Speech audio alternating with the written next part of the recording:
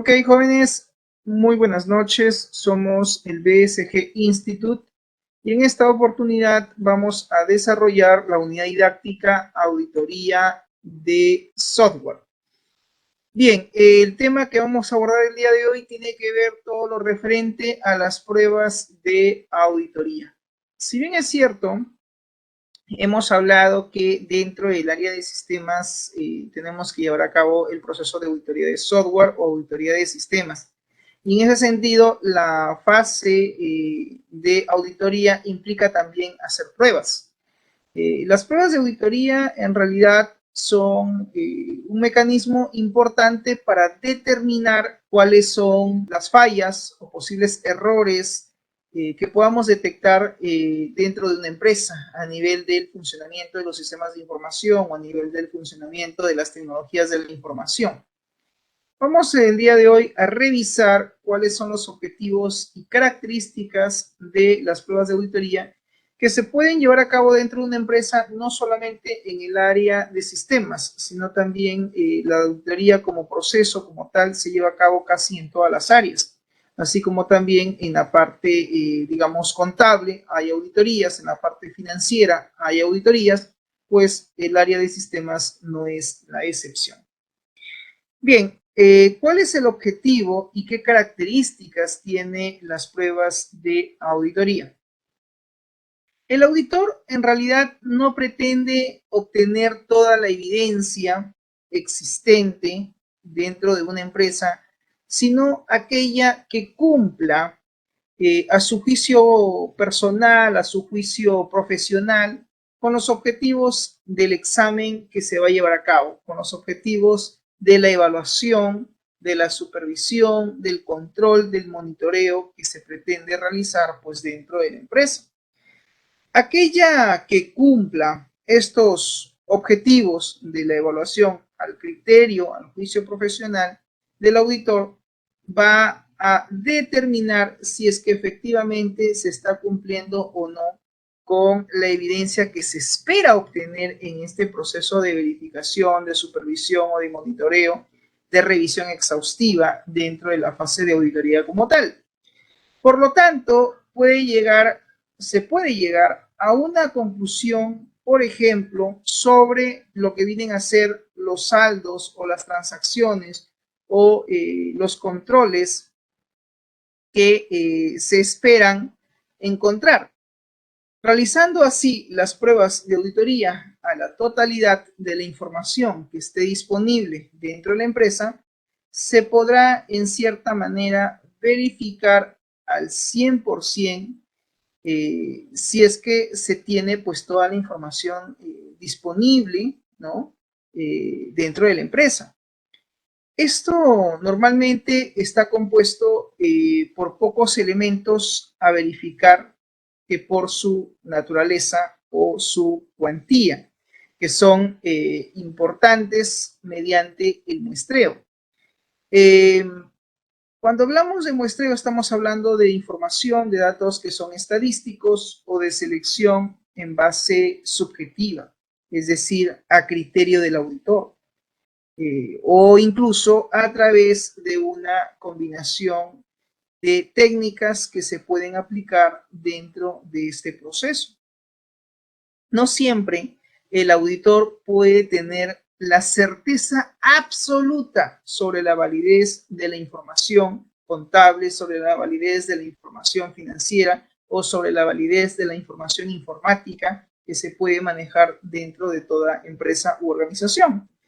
Por consiguiente, el auditor debe determinar cuáles van a ser los procedimientos que se van a aplicar y las pruebas necesarias para la obtención de una evidencia suficiente, de una evidencia adecuada en relación al objetivo de su trabajo que él va a realizar o viene realizando pues dentro de la empresa.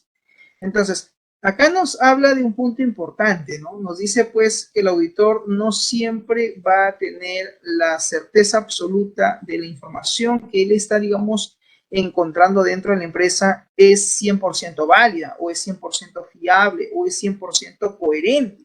Recordemos que muchas veces dentro de las empresas se suelen cometer fraudes o se suele a veces manejar ciertos datos o ciertos indicadores o cierta información que no necesariamente tiene que ser exacta o precisa, sino que se puede estar manejando información incluso adulterada o, por no decirlo, errónea. Y a veces esto no es, digamos, algo que sucede de forma fortuita, sino que puede ser incluso hasta planificada.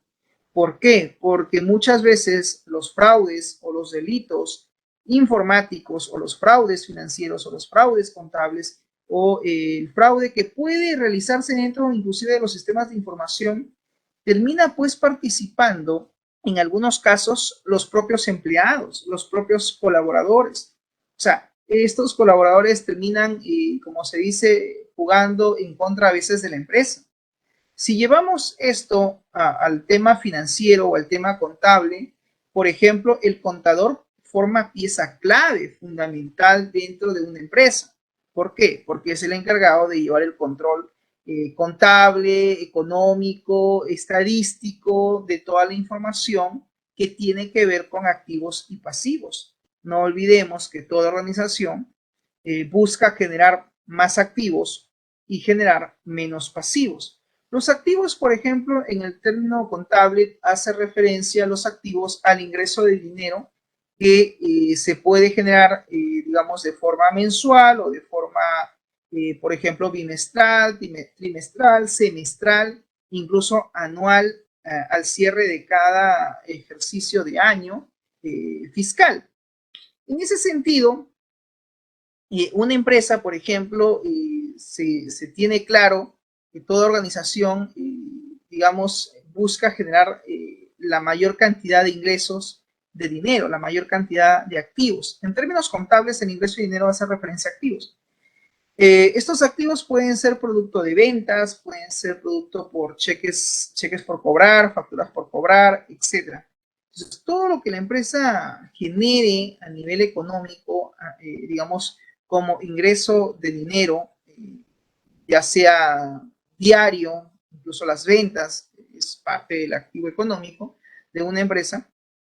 Todo el dinero que se genere como ingreso diario, semanal o mensual, es importante llevar un control de esos activos, de esos ingresos de dinero que se van a dar de forma mensual en la empresa. Pero como toda organización, también tiene gastos. Y aquí tenemos en términos contables el término pasivo. Los pasivos siempre son un gasto. Los pasivos siempre van a generar salidas de dinero de la empresa. Un pasivo puede ser, por ejemplo, el pago de planilla, ¿no? El personal.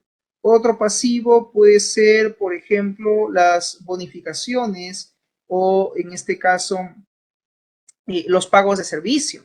Por ejemplo, si es que la empresa no cuenta con una infraestructura, con un local propio, tiene que pagar alquiler, eso es un gasto, eso es un pasivo. El pago de la planilla es un pasivo, el pago de agua, luz, teléfono, internet, es que la empresa pues trabaja con acceso a la nube, eso también es un gasto, eso también es un pasivo. Entonces, para que una empresa pues tenga éxito a nivel económico, se supone que si nosotros, en este caso, contrarrestamos o restamos el total de flujo de activos menos el total de flujo de pasivos de forma mensual, pues deberíamos obtener valores mayores a cero para determinar pues que la empresa se encuentra generando las suficientes utilidades o ganancias que le sea rentable y que en cierta manera pues permita seguir funcionando a largo plazo, es decir, permita operando en el tiempo a nivel empresarial, a nivel comercial, dentro del rubro en el cual se está desempeñando. La adquisición de equipos, la adquisición de servidores, la adquisición de nuevos ordenadores, laptops, servidores web, servidores de base de datos, ordenadores de escritorio, la adquisición de licencias de software, la adquisición de nuevos dispositivos de TI, de tecnologías de la información, la adquisición de UPS, la adquisición de un sistema de videovigilancia mediante cámaras IP, la adquisición de cámaras de seguridad. todo lo que la empresa adquiera y que represente un gasto, eso es un pasivo. Y en ese sentido, muchas veces, jóvenes, el hecho de generar gasto a la empresa, pues puede conllevar a la quiebra. ¿Cuándo una empresa va camino a la quiebra? O podría, digamos, tener cierto riesgo de quebrar económicamente o financieramente. Esto básicamente se va a dar a raíz básicamente,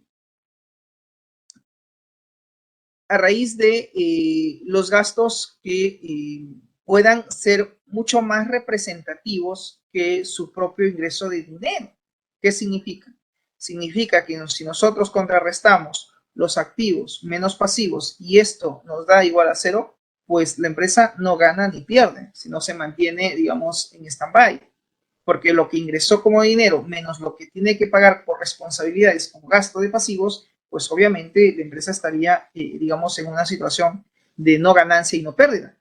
Pero ¿qué pasaría si, digamos, la contrarresta de activos menos pasivos está por debajo de cero? Significa que son más los gastos que tiene que asumir de forma mensual y que ya no tiene, digamos, de dónde hacer frente a dichos gastos, pues eso sí puede generar una amenaza para la empresa. Y traigo este ejemplo, jóvenes, a colación porque si la empresa tiene más gastos que los ingresos que genera de forma mensual, eso implica que muy probablemente la empresa tenga que echar recurso de sus capitales. Y lo peor que puede hacer una organización es tocar su capital, es decir, tocar el dinero que tiene como capital dentro de la empresa.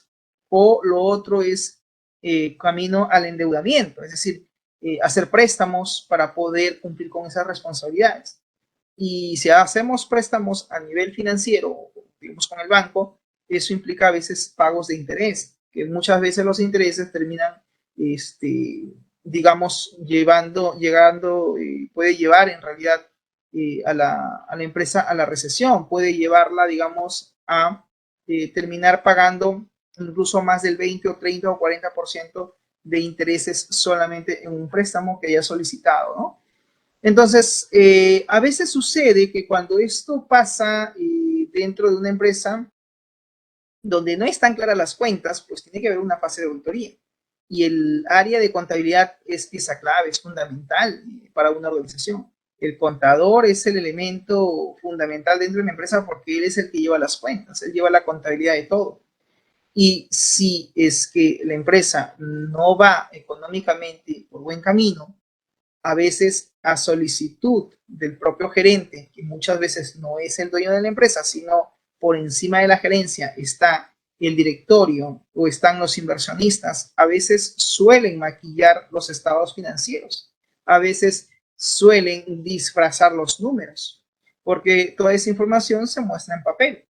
Y mientras no exista una auditoría a fondo, una auditoría, digamos, al área contable en profundidad, una auditoría exhaustiva sobre la información contable que se maneja en la empresa, va a ser muy difícil poder detectar estas maniobras de maquillar los estados financieros o maquillar los estados contables de la empresa. Y eso sí puede generar una amenaza para la empresa en términos económicos o financieros. Bajo el ejemplo que estoy haciendo mención, lo mismo sucede con las tecnologías de la información, lo mismo sucede con los sistemas de información. Todo sistema de información está expuesto a vulnerabilidades y eso hablábamos en la clase del día de ayer. Y esas vulnerabilidades, cuando explotan, a veces conllevan a ciertas amenazas.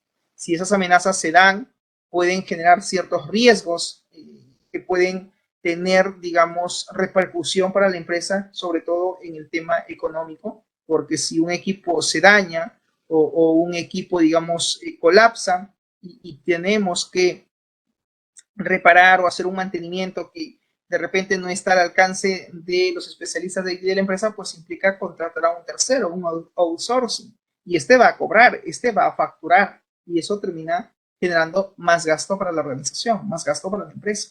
¿Estamos de acuerdo? Entonces, hacer o llevar a cabo el proceso de auditoría, el proceso de revisión, de supervisión respecto a la funcionalidad de los sistemas de información dentro de una empresa, creo yo que es pieza clave, es fundamental, sobre todo cuando existen amenazas y riesgos que están latentes y que pueden cambiar el devenir o el futuro de la empresa. Bien, en ese sentido, un auditor, en términos generales, al margen si es un auditor de sistemas o es un auditor contable o es un auditor financiero, es un profesional y como tal tiene él la misión, creo yo, de poder determinar cuál es la situación actual que puede estar atravesando esa empresa dentro de su área de especialización, dentro de su área de formación, ya sea contable, administrativa, financiera, en su área de sistemas, etc. Pero no siempre, a veces el auditor tiene que tener la certeza, la fiabilidad de que la información que él está obteniendo realmente es información verídica, es información que tiene la validez, digamos, que corresponde para poder determinar y decir que si efectivamente la empresa va por buen o mal camino, en el caso de que sea pues una auditoría contable o financiera. Lo mismo sucede con el especialista de sistemas, la información que él puede obtener de los activos de TI, del tema de funcionalidad, del tema de operatividad de los sistemas, etcétera, no necesariamente la información que acceda tiene que ser también confiable o válida, porque puede que también exista algún colaborador o empleado que está tratando de adulterar la información, de modificar la información que existe dentro de la empresa a través de repente de sus sistemas de información para poder maquillar o para poder, en este caso, adulterar o cambiar una realidad situacional. Cuando una empresa, por ejemplo, ya tiene todos sus procesos sistematizados, a veces el control financiero, económico, contable, ya lo manejan en sistemas de información. Y a veces cuando quien solicita revisar los estados económicos o los estados financieros de la empresa, y cuando más aún el dueño no suele ser el gerente, sino esa empresa, digamos, no es un solo dueño, sino son varios dueños, a eso se le llama directorio o se le llama inversionistas. Cuando los verdaderos propietarios, dueños de una empresa, no la administran, sino digamos que designan a un tercero, nombran a un gerente para que éste lleve el control de la administración y la gestión de su organización, muchas veces quien gerencia, digamos, puede que tenga toda la información correcta, toda la información pertinente y que todo esté ok. Y puede también darse el caso que quien gestione, quien administre, quien gerencie, no necesariamente tiene que ser la persona más idónea. A veces quien gestiona o quien gerencia no suele tener las características de un verdadero líder para llevar pues por el sendero del éxito en una organización. Como que también pueden haber factores externos que puedan limitar su accionar, su gerencia o su gestión.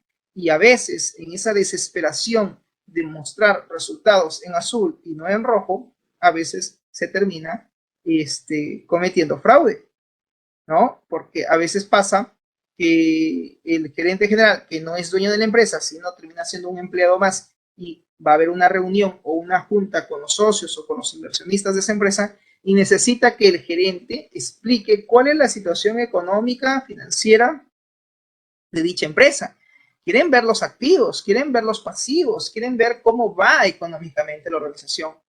Y si hay gastos donde se han querido o necesitado o requerido la adquisición de diferentes bienes muebles, como equipos, como de repente maquinarias, o de repente la adquisición de vehículos o de repente, por ejemplo, de automóviles para la empresa o de repente pues se ha adquirido cualquier otro bien mueble o inmueble que eso representa un gasto, hay que saber justificar el gasto.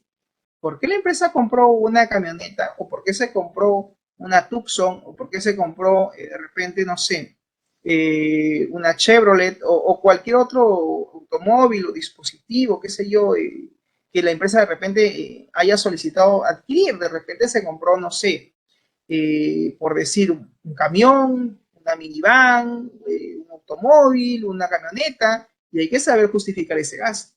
Ese gasto, ese pasivo que se ha desembolsado en el primer trimestre del año, ¿en qué beneficia a la empresa? ¿Para quién es el automóvil? ¿Es para el gerente? ¿Es para algún jefe de área? Hay que sustentar el gasto, ¿no? Y a veces se suele maquillar los estados financieros, y a veces se suele adulterar la realidad, a veces se suele, digamos, transgredir la realidad, cambiarla, ¿no? Y si eso se hace o si eso se da, pues se estaría cometiendo un fraude.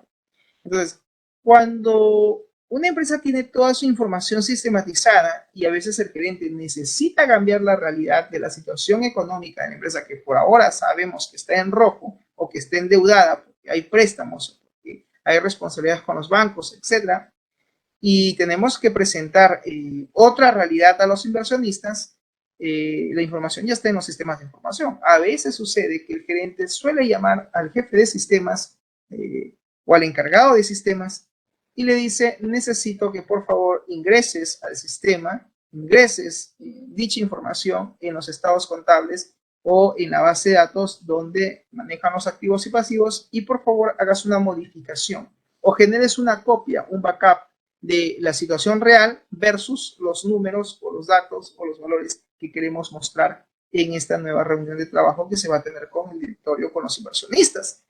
Si el jefe del departamento de sistemas acepta, lo que se estaría dando ahí es un complot. Lo que se estaría haciendo es boicotear a la empresa. Porque a veces el gerente, o gerente general, o el jefe o director del departamento de contabilidad o de, digamos, el departamento financiero, muchas veces no sabe de informática y no pueden hacer ellos los cambios o las modificaciones. Entonces, ¿qué hacen? Llaman al de sistemas y dice: usted modifique estos datos porque se va a mostrar estos reportes impresos y también de forma visual en la sala del directorio. Entonces, los inversionistas, los dueños, los socios, no van a dudar de los sistemas de información, porque son los datos que están viendo en pantalla, pero no saben que esos datos muchas veces pueden ser modificados, pueden ser editados, pueden ser renombrados, esos valores que se están mostrando, pero a veces se le da pues la validez del caso cuando se muestra información a través de un sistema informático. Hay mucho más credibilidad de la data que se maneja, ¿no? Entonces, ¿es importante la labor del auditor? Pues sí, porque es el profesional, el agente encargado de poder encontrar la verdad dentro del proceso de revisión, de control o de monitoreo que él tiene que llevar a cabo dentro de la empresa, dentro de la organización. Por consiguiente, dice, el auditor debe determinar los procedimientos y aplicar las pruebas necesarias para la obtención de la evidencia, que debe ser lo suficiente y adecuada en relación al objetivo de su trabajo.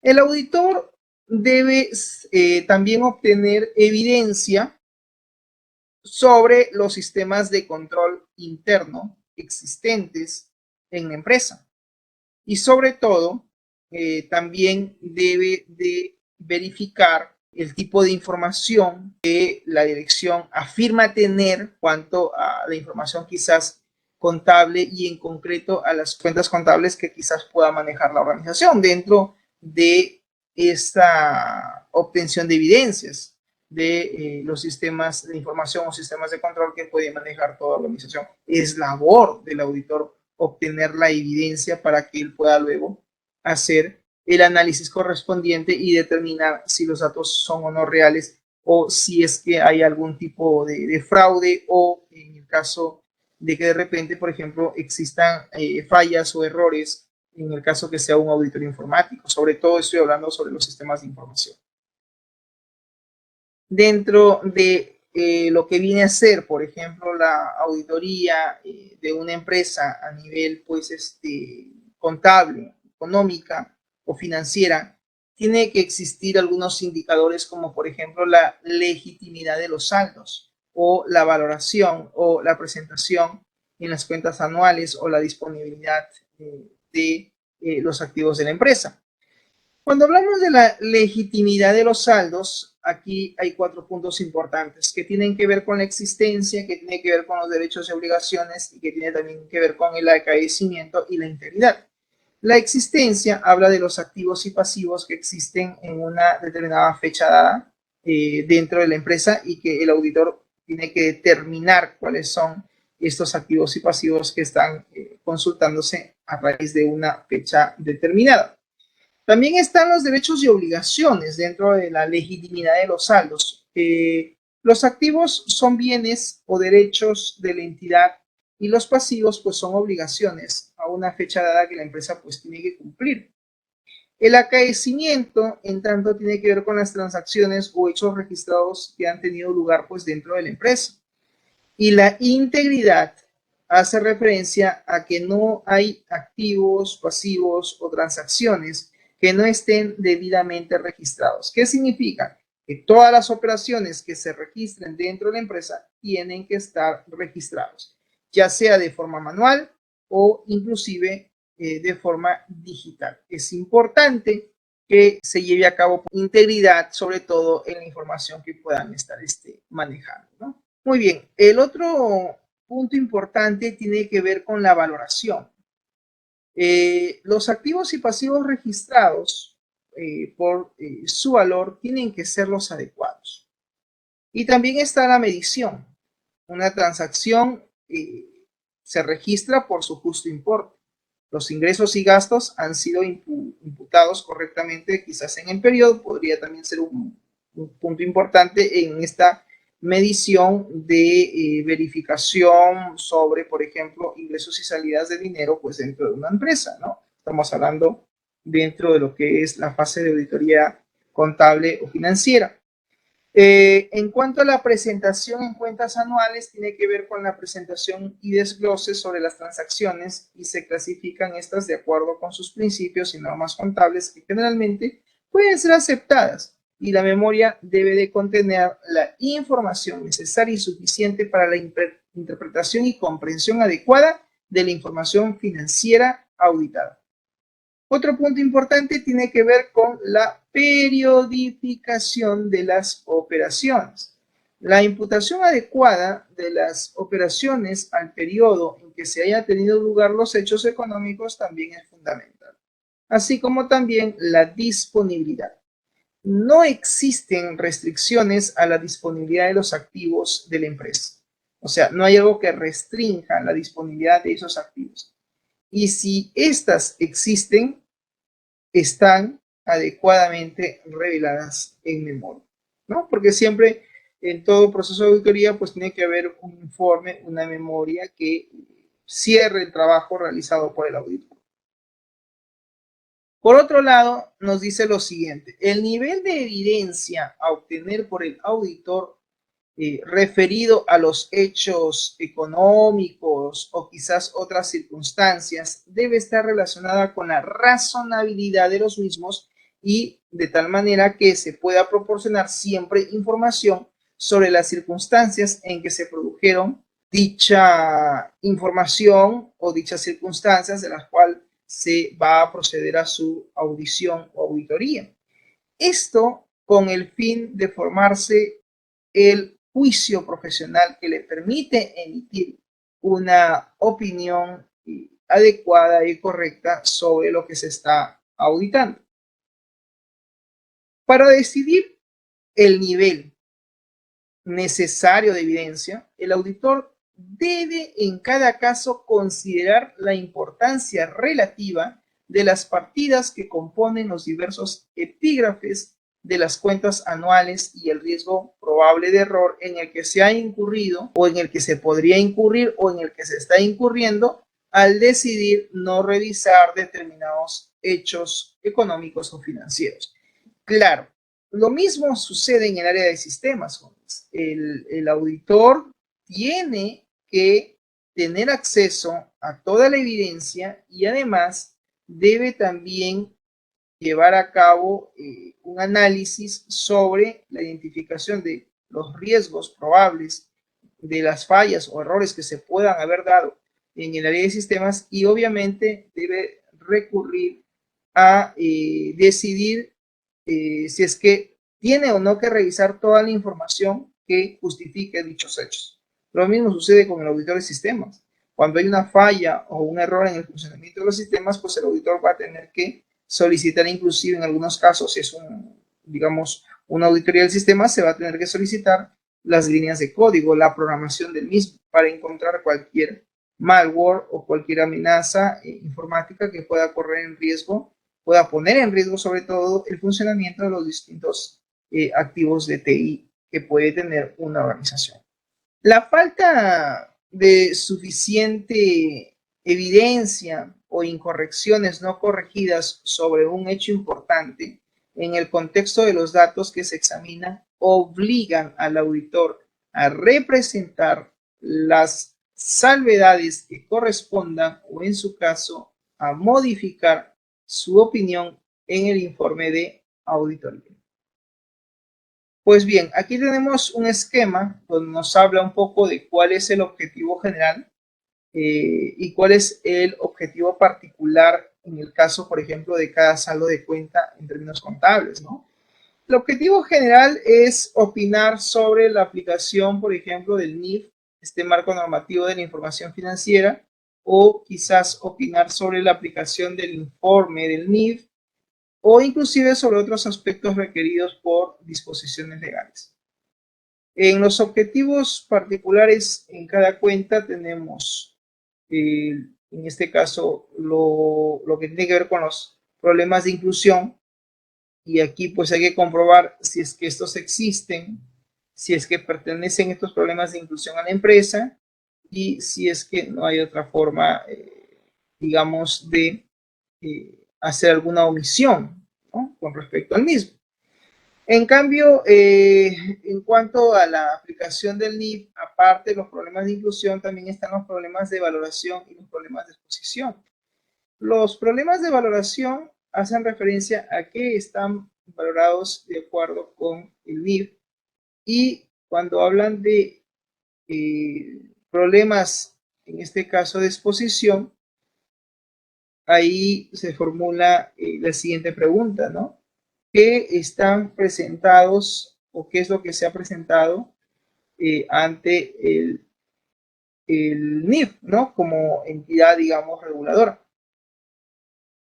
También existe la aplicación uniforme también del NIF, por ejemplo, y otros aspectos requeridos por la parte legal. Aquí, en el caso de la aplicación del uniforme del NIF, habla de problemas de comparación que los NIF tienen que haber determinado si es que se ha aplicado uniformemente o no esta comparación. Y lo otro es con la obtención de la evidencia. ¿Que hay fases? Pues sí, hay fases para la obtención de la evidencia. Bien, hablemos de la obtención de la evidencia en la fase de auditoría. En todo trabajo es importante tener la información justa y sobre todo precisa en el momento adecuado o en el momento preciso, que se vayan a utilizar para así poder, digamos, ver si es que dicha información va o no a ser lo suficientemente útil para nuestro proceso de auditoría. Y también ver si hay la posibilidad de adoptar ciertas decisiones. Sin embargo, la reacción de las pruebas, en este caso de auditoría, pues no pueden aplicarse del todo al mismo tiempo. Es decir, no todas juntas de forma simultánea, ni todas en un momento concreto del ejercicio. También es importante determinar en esta fase de obtención de evidencia si es que existe alguna tendencia natural a acumular el trabajo de auditoría en el momento inmediatamente posterior al cierre, por ejemplo, del ejercicio económico o contable en el caso de la empresa, porque es cuando se han terminado justamente las operaciones o las actividades en el ámbito empresarial. Y porque también es cuando ya se pueden disponer de la información contable cuasi terminada, y además con un poco más de suerte el auditor puede disponer ya de las cuentas anuales. Una vez que se ha obtenido la evidencia correspondiente en la fase de auditoría, se va a poder ya disponer de la información, ¿no? Y, ¿por qué no, inclusive disponer de toda la información que se tiene? Y en el caso contable, pues el auditor financiero busca es tener acceso a todas las cuentas de la empresa, ¿no? La acumulación del trabajo puede originar problemas para los despachos, para las áreas, sí. ¿Por qué? Porque a veces no hay recurso humano suficiente que permita pues realizar todas las auditorías de forma simultánea. Eso también sucede. O que puedan haber retrasos en la terminación del trabajo o inclusive retrasos en la emisión de informes. Las pruebas de auditoría deben ejecutarse de forma razonable. Cuando la información está ya disponible y cuando el auditor cree que es más conveniente, oportuno para el logro de sus objetivos, para decidir el momento, el auditor tiene que considerar, entre otras, las siguientes cuestiones, ¿no? Porque una cosa son las pruebas de auditoría que tienen que ejecutarse de forma racional o razonable, con la información que se cuente, en este caso, cuando el auditor quizás crea que es lo más conveniente para el cumplimiento de sus objetivos.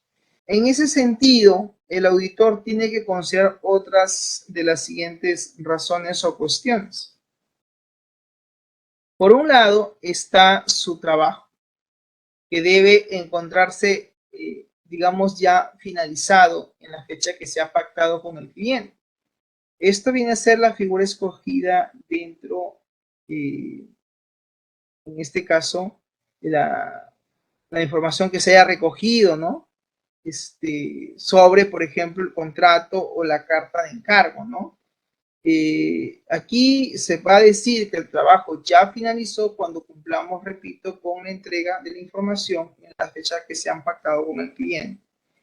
Entonces, la primera condición temporal, por ejemplo, tiene que ver con la marca de la fecha convenida para entregar el informe de auditoría y también para entregar el grado de cumplimiento por parte del auditor. Va a depender de, en este caso, también la fecha de entrega, por ejemplo, de las cuentas o de la información en términos contables, así como también la mayor o menor rapidez de la empresa para poder cerrar algunas cuentas y preparar los estados financieros. Otro punto también va a depender del personal de la empresa que esté disponible y predispuesto a colaborar, y también de auditar, porque finalmente todo esto forma parte pues de las características que debe tener. El momento en el que se haya sido contratado es otro punto importante, porque la fecha en la que se contrata la auditoría también podría limitar las posibilidades del auditor para decidir cuándo desarrollar las pruebas que él considere necesarias o pertinentes. Si la contratación del trabajo se efectúa al comienzo del ejercicio del año, esta circunstancia permite adelantar algunas pruebas antes del cierre. Entonces, habría ahí que asegurarnos de ese detalle, ¿no? Bien, en cuanto a la naturaleza y el momento en que la fuente de la información esté disponible sobre la empresa, ya sea en este caso sobre su información contable, que es el ejemplo que estamos revisando, pues El formato de la evidencia, como en este caso es el papel o el medio electrónico o quizás oral, es el lugar donde muchas veces está ubicada la información, ¿no? Y en verdad quien custodia esta información es cuando va a ir generando más y más información. Son en realidad factores que pueden determinar cuándo se puede verificar u obtener la evidencia. En el tipo de actividades de la empresa, aquí se debe marcar un ritmo y el alcance de la actuación por parte del auditor. Es decir, eh, la rotación, la rotación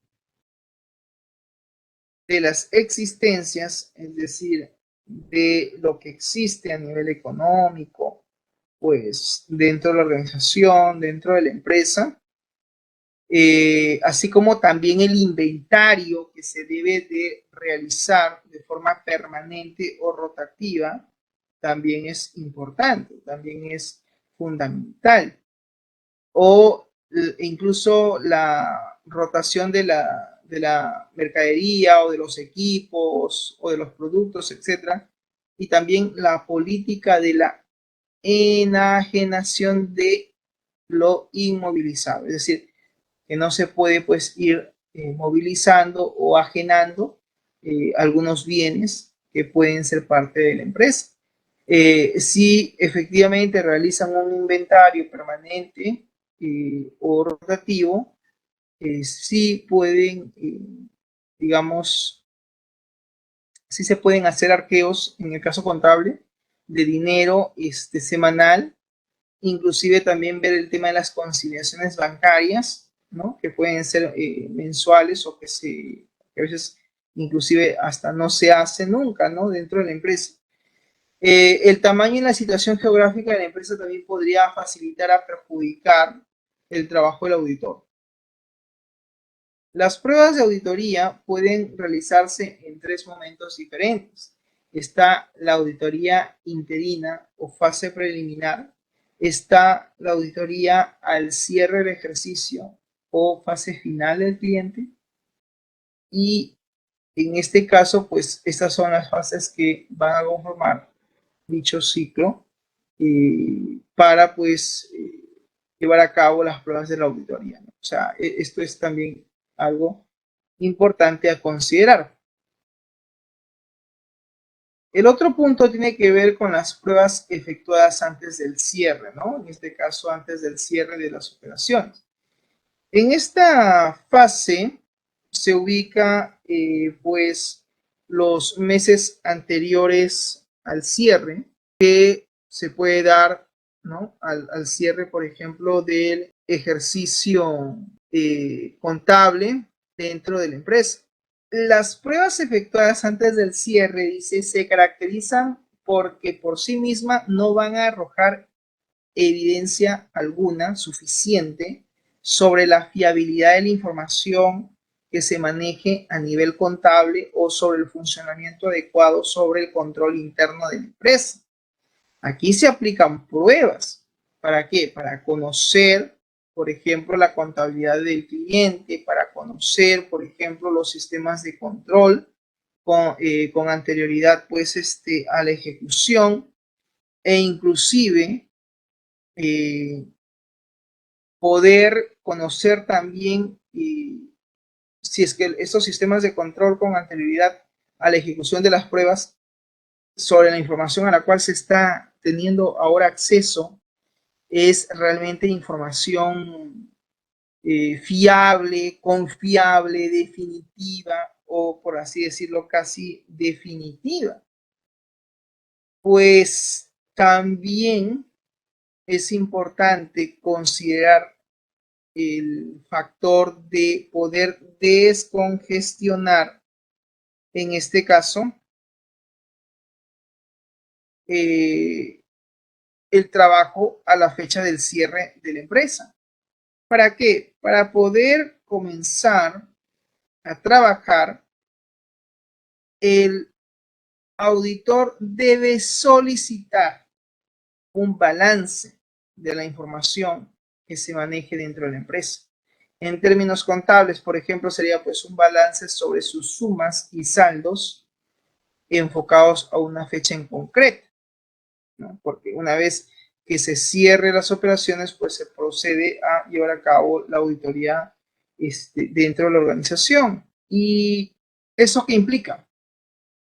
Implica que puede haber una variación y eso puede tener impacto al cierre del tercer trimestre del ejercicio económico o contable, ¿no? Por ejemplo, para una empresa que cierra su contabilidad los 31 de diciembre a la fecha de sus balances de sumas y saldos, sería pues el 30 de septiembre. Aquellos datos contables que tienen una probabilidad alta de no sufrir cambios en sus valores con poco movimiento o rotación, pues son los primeros en ser examinados. Por ejemplo, se verifican las facturas de adquisición o de inmovilización que pueden en este caso estar, digamos, presentes o pueden pues estos datos contables incluso tener la probabilidad de que ocurran o sufran cambios algunos de ellos en los valores que se contiene o se tienen, ¿no? Y esto, sin duda alguna, va a permitir, por ejemplo, verificar las facturas de las adquisiciones, las facturas de la inmovilización o las bajas producidas en los últimos años, o las correcciones o cambios de criterios en normalizaciones, etcétera, etcétera. Esto sin duda permite que el auditor pueda utilizar los datos a los cuales ha tenido acceso, que pueden ser datos contables o pueden ser datos provisionales, para realizar las revisiones analíticas tendentes a detectar riesgos que pueden ser inherentes en áreas específicas o en áreas determinadas. En el caso de un auditor de sistemas, pues el área será el área de sistema. Y esto deberá pues siempre de hacer una verificación posterior con mayor alcance sobre la información a la cual ha tenido acceso el auditor. En auditorías recurrentes nos dice el valor de trabajo en esta fase va a ser mucho menor, ya que el estudio de los sistemas y de la contabilidad del cliente se ha efectuado en los riesgos anteriores. En el caso de una empresa que haya sido auditada en el ejercicio del presente procedente, en este caso por otro auditor, pues es obligación para el auditor sucesor ponerse en contacto con el predecesor. El nuevo auditor puede inclusive basar una parte de su trabajo en pruebas realizadas en años anteriores por otro auditor, por ejemplo, ¿no? Esto en relación, por ejemplo, sobre los saldos o del activo procedente de ejercicios anteriores en términos de inventario, en términos de pasivos, activos, aspectos legales y sublegales. En ese sentido, pues están las pruebas también desarrolladas al cierre, que son los procedimientos de auditoría en las fechas cercanas al cierre del ejercicio anual y que suelen concentrarse en este caso, pueden, digamos, centrarse en los activos corrientes, cuya alta rotación y o volumen elevado de sus operaciones diarias no aconseje su estudio sobre fechas alejadas o anteriores al cierre. Son las áreas que por su naturaleza muchas veces tienden mayor probabilidad de contener incorrecciones, de contener riesgos. A pesar del interés que puede existir por adelantar el trabajo en determinadas partidas, como por ejemplo en el caso contable, en la partida de balance o en el control interno, que puede ser deficiente o un elevado riesgo inherente, etcétera, es importante que lo vaya construyendo, que lo vaya, digamos, considerando. En ese sentido, existe siempre una fecha más aproximada, que a veces por razones de costo y eficacia no se fija, sino que a veces para verificar su existencia y valoración se hace al cierre del ejercicio.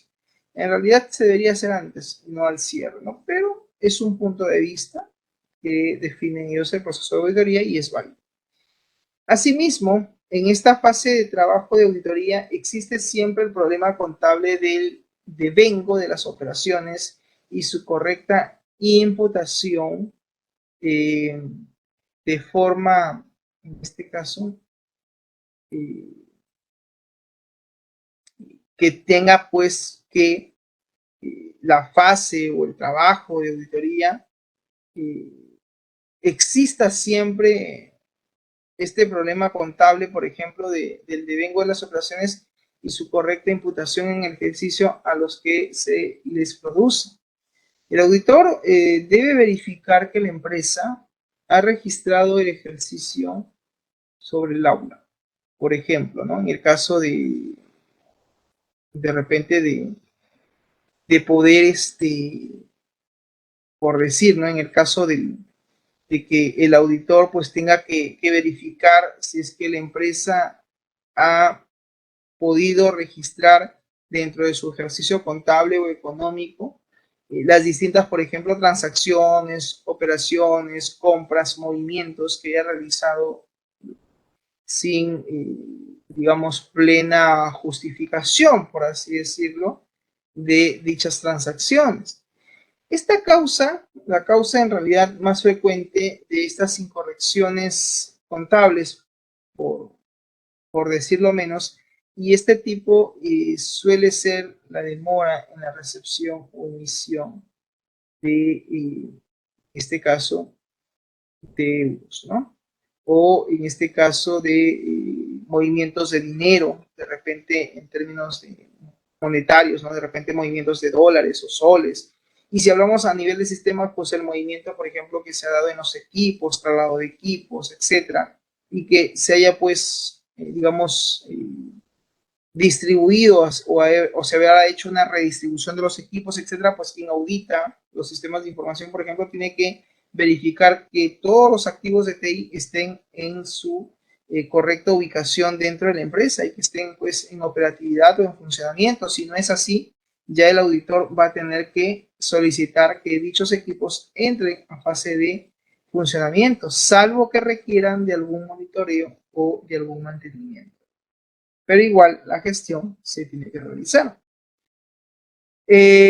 Pues bien, por otro lado, el estudio del devengo de los hechos, en este caso económicos, se dirige tanto a la comprobación de saldos, por ejemplo, en términos de balances de las cuentas o de las pérdidas o de las ganancias que se pueden obtener de una empresa. Repito, activos y pasivos, ingresos y salidas de dinero. El corte de las operaciones como prueba de auditoría es idónea para obtener evidencias sobre el devengo y la adecuada contabilización de las operaciones, tanto como referencia como al cierre del ejercicio. Podemos verificar las transacciones devengadas unas semanas antes y una semana después que dicha fecha para comprobar su adecuada imputación al balance o a las cuentas de resultados. Por ejemplo, no podemos encontrar tanto en un cobro a un cliente que todavía no se ha contabilizado, como ciertas recepciones de existencias inclusive no registradas como compras o pendientes de pago a proveedores. En el primer caso, pues la incorrección va a afectar a la clasificación de las partidas del centro de activos circulante. En vez de corresponder a una cuenta a cobrar, pues debería registrarse en tesorería. Y el segundo caso es la no contabilización de la compra que afecta tanto a la cuantía del resultado como del balance en cuanto a que se habría producido la omisión, por ejemplo, de un pasivo exigible, es decir, de un gasto exigible. En los días cercanos al cierre, en las operaciones se puede realizar, en este caso podemos realizar, el auditor debe verificar tanto el inventario, en este caso, debe verificar tanto el inventario físico que haya hecho sobre las existencias Y por último, también debe hacer un arqueo de caja del ejercicio, ¿no? Este, digamos, este hecho, ¿no? De, de que el auditor pueda verificar este inventario físico de equipos, de existencias, de toda la evidencia que él pueda obtener y que sea fiable, esté fuera de la empresa sobre otros activos corrientes, como por ejemplo están los activos líquidos, el registro electrónico de las entidades financieras, el trabajo del auditor que pueda distribuir en poco tiempo y a este prueba puede concentrarse todos los demás activos con control externo. Pues bien, también están las pruebas posteriores al cierre, ¿no? Después del cierre del ejercicio y hasta la fecha de entrega del informe de auditoría, el auditor debe realizar el resto de su trabajo planificado normalmente por 4 razones fundamentales. Primero, un hecho ocurrido en un periodo que transcurra desde el cierre del ejercicio económico o de operaciones de la empresa hasta la fecha de la emisión del informe, pues la auditoría puede ofrecer evidencias relevantes sobre algunas afirmaciones incluidas en las cuentas anuales, es decir, en los hechos posteriores. Y por lo tanto, pues puede tener un efecto significativo, ¿correcto?, en la opinión, pues, del auditor. También se puede conocer el vencimiento y cancelación de las operaciones que estaban pendientes al cierre del ejercicio, ¿no? Es decir, al cierre del ejercicio contable, al cierre del ejercicio anual, ¿no? También se puede reconstruir la operación de vengada y comprobar el saldo del cierre. El auditor dispone aquí de las cuentas anuales de la empresa y puede efectuar procedimientos de revisión analítica, en este caso, para poder observar si es que existen relaciones anormales o detectan la fase preliminar, ¿no? Que tiene que ver esta fase preliminar que va a sugerir que se puedan realizar más pruebas. Normalmente, a veces se esconden circunstancias que pueden, digamos, incidir en la opinión del auditor, que a veces puede sugerir realizar más pruebas y obtener cierta seguridad de que el trabajo que se está realizando dentro de la empresa ha sido suficiente y ha sido sobre todo el adecuado.